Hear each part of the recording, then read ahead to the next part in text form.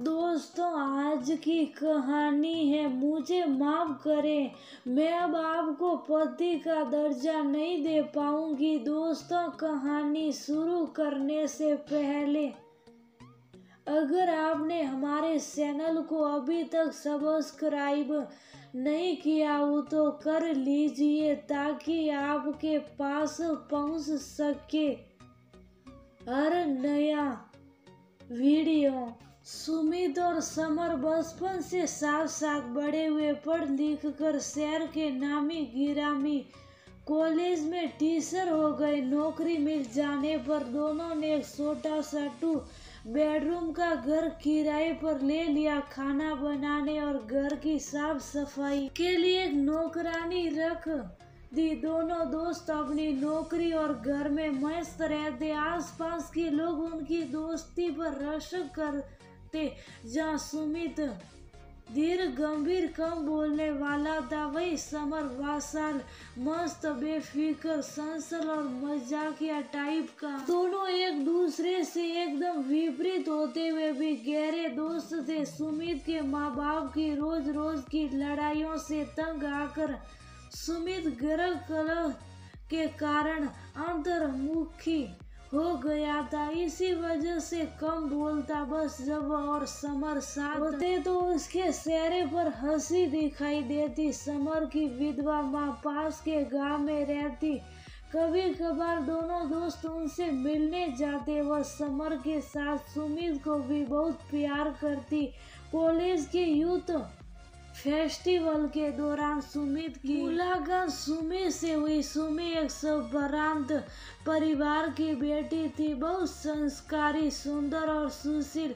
सुमित से मिलकर सुमित को लगा जैसे जीवन साथी की उसे तलाश थी, जैसी संगनी उसे चाहिए थी। सुमित 100% वैसी ही है। सुमित महिला कॉलेज में प्रख्यात थी, अपने कॉलेज को रिप्रेजेंट कर रही थी। 2-4 दिन के साथ में ही दोनों को लगने लगा जैसे वे एक दूसरे के लिए बने हैं। बिना किसी लाग लपेट के सुमित ने सुमित को प्रपोज कर दिया। सुमित ने अपने माँ बाप से सुमित को मिलवा दिया। सुमित ने सबसे पहले सुमित को समर और उसकी माँ से मिलवाया, ये कहकर कि मेरा असली परिवार यही है। समर के पैर तो जैसे जमीन पर पड़ नहीं रहे थे। ब्याह की पूरी रस्मों के दौरान वह सुमित से मजाक करता रहा। कभी कहता, मैं और सुमित 2 जिस्म एक जान है, मैं तुम्हें भाभी कहने से रहा। मेरा भी उसी तरह ख्याल रखना पड़ेगा जैसे सुमित का रखोगी।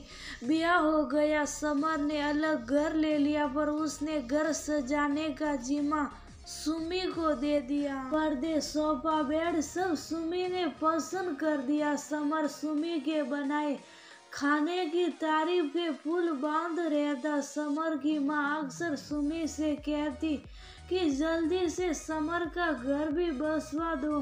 तब समर कहता, सुमी अपने जैसी लड़की दिला दो तो कल ही दूल्हा बन जाऊं। सुमी की कोई बहन भी तो नहीं, वरना उसी को ब्याह साता।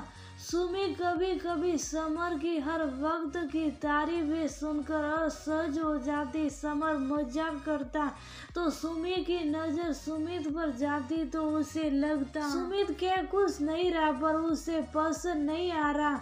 सुमी को जी जान से प्यार करता था, पर उन दोनों के बीच तीसरे की उपस्थिति उससे बर्दाश्त नहीं होती थी। समर रोजाना ही सुमित के घर शक्कर लगा लेता था, फरमाइश करके अपनी मनपसंद डिश बनवाता और घंटों सुमित और सुमी के साथ समय व्यतीत करता। उसकी तो सुमित के अलावा कोई कंपनी थी नहीं। ब्याह के पहले वे छुट्टी के दिन कभी लॉन्ग ड्राइवर पर, कभी पिकनिक पर जाते, तो ब्याह के बाद जब समर भी उनके साथ जाता तो सुमित को बिल्कुल अच्छा नहीं लगता। प्रोग्राम बनने पर वह किसी न किसी बहाने कैंसिल कर देता। सुमित की वजह पूछने पर वह कहता कि सुमी उसे वक्त आने को मना कर दिया करे।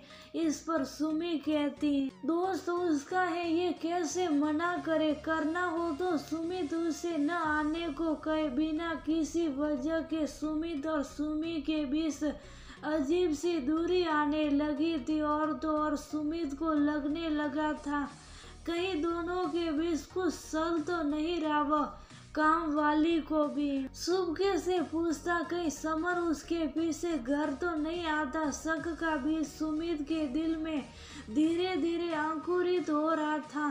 कई दिन से सुबह उठकर सुमी को लगता उसकी तबीयत ठीक नहीं है। उसकी बचपन की सहेली रेखा गायनोकोलिस्ट थी, पास में ही उसका क्लिनिक था।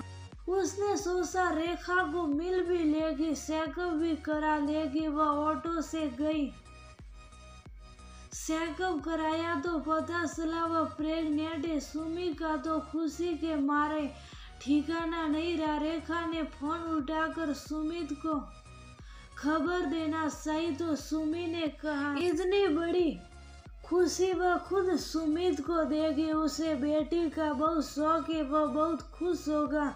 क्लिनिक से निकली तो थोड़ी दूर पर देखा समर की कार खड़ी है। भरी दोपहरी में समर मैकेनिक का इंतजार कर रहा है। सुमी ने कहा, इतनी धूप में खड़े रहने से अच्छा है घर चलो, मैकेनिक गाड़ी ठीक करके पहुंचा देगा। खाना खाकर निकल जाना। समर आ गया। सुमी बहुत खुश नजर आ रही। उसने घर आकर खाना लगवाया। समर खाना खाकर निकलने ही वाला था कि सुमी जो अपनी कोई फाइल ढूंढ रहा था घर आ पहुंचा। समर को देखते ही उसका पारा 7वें आसमान पर जा चढ़ा। गुस्से से उसका मुंह लाल हो गया।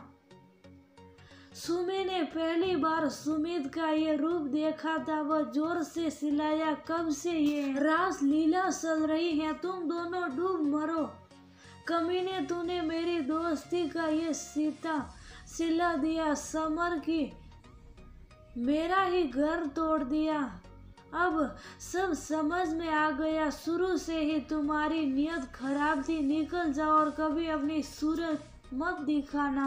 और सुमित ने समर को दरवाजे से बाहर निकालकर जोर से बंद कर दिया। तभी उसकी नजर डॉक्टर रेखा की क्लिनिक के लिफाफे पर पड़ी। खोलकर देखा तो सुमी की प्रेगनेंसी की रिपोर्ट थी।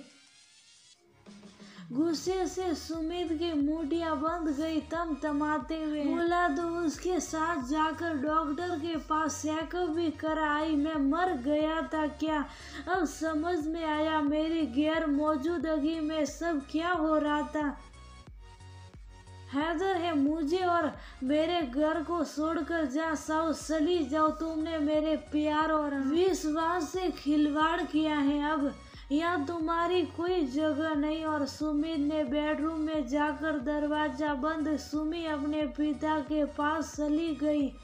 फिर अंतराल में उसे कॉलेज से घर अटाल हो गया। समर की माँ सुमित के नाम समर की सीटी दे गई। समर ने खुद खुशी कर ली। उसने अपने और सुमी के निर्दोष होने का सबूत लिख दिया था। सुमी के माँ बाप जानते थे सुमी और समर की कोई गलती नहीं थी। एकांत बार उन्होंने सुमित को मिलने की कोशिश की पर निराशा ही हाल लगी। फिर पता चला सुमित लंदन चला गया। सुमी को बेटी हुई वो सुमित जैसी। सुमी और उसके माँ बाप ने नन्ही सिया को बड़े लाड प्यार से पाला। सिया कुछ बड़ी हुई तो सुमी से पूछती, सबके पापा हैं, मेरे पापा कहाँ हैं? सुमी कह देती नहीं है। सिया 11वीं क्लास में आई तो उसका एडमिशन शहर के सबसे अच्छे कॉलेज में कराया। सिया पहले दिन कॉलेज गई तो सुबह की असेंबली के बाद स्कूल के नए प्रिंसिपल ने आगे की लाइन में खड़ी सिया को बुलाकर उसका नाम पूछा। नाम सुनते ही वह चौंक गया। यही नाम तो उसने और सुमी ने अपनी बेटी के लिए सोचा था। उसकी आंखें भर आई। आंसू पोंछने के लिए चेहरे पर लगा मोटा चश्मा उतारा तो सिया के मुंह से पापा सुनकर सतबद्ध रह गया। सिया ने कहा, उसने मम्मा के पास अपने पापा की फोटो देखी है, आप बिल्कुल वैसे हो, पर मम्मा ने तो कहा था मेरे पापा नहीं है। सुनकर सुमी दुखी हो उठा कि सुमी के लिए मैं मर चुका हूँ।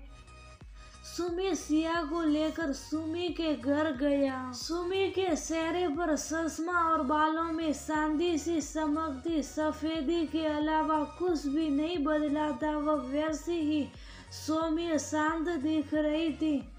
सुमित को देखकर उसे आश्चर्य नहीं हुआ, क्योंकि नए कॉलेज के प्रिंसिपल के बारे में वह जान चुकी थी।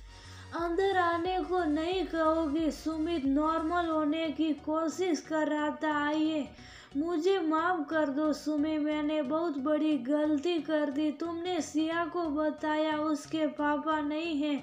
क्यों? सिया ठंडी सांस लेकर बोली। क्या कहती? कि उन्होंने मुझ पर शक किया और छोड़कर चले गए। क्या इज्जत रह जाती उसके दिल में आपके लिए?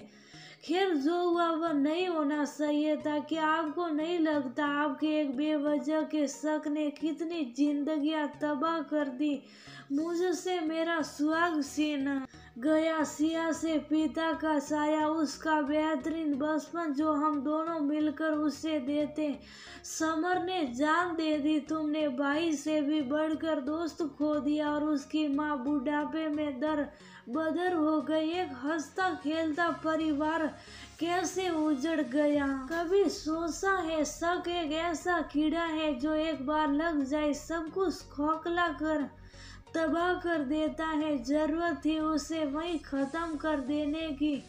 सुमित रोने लगा। एक बार माफ कर दो, अपने घर चलो, सब पहले जैसा हो जाएगा। पर सुमी ने कहा, आपने मेरा विश्वास तोड़ा। मेरी जिंदगी तो आपसे शुरू होकर आप पर ही खत्म होती थी। आपने मेरे चरित्र पर कीचड़ उछाला। मेरा आत्म सम्मान इसे गवारा नहीं करता। आप सिया के पिता हैं, थे और हमेशा रहेंगे। मुझे माफ करें, मैं अब आपको पति का दर्जा नहीं दे पाऊँ।